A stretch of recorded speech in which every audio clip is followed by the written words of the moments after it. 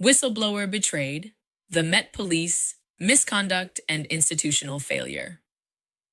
This is not just another story about workplace misconduct. This is a story about institutional betrayal, toxic culture, and the collapse of public accountability inside the Metropolitan Police. Today, we bring you the case of Issy Vine, a former 999 call handler who did what the Met asked. She spoke up. She reported hate. She reported misogyny. And in return, she lost her job, while the man she reported got his back. Section 1. The Incident. In April 2023, during a shift at a Met Police control room, Vine overheard a fellow call handler make disturbing comments.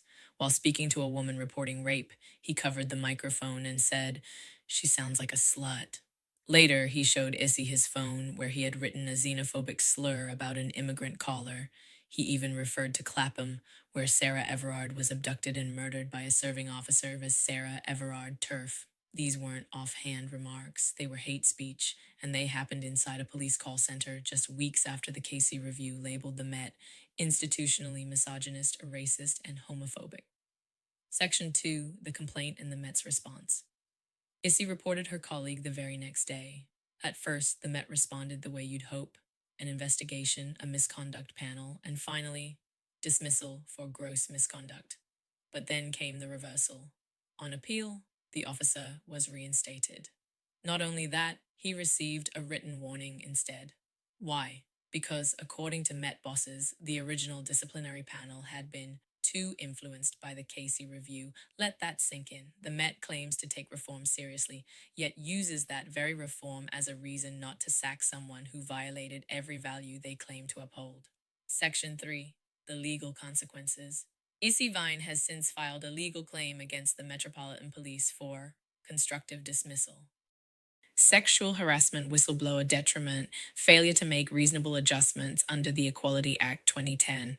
Her case is now headed for an employment tribunal in January 2027. Under UK employment law, an employee who resigns in response to an employer's breach of trust may claim constructive dismissal. In this case, Vine alleges she could no longer work in an environment that defended hate, undermined accountability, and ignored its duty of care. Section 4. The Culture of Distrust.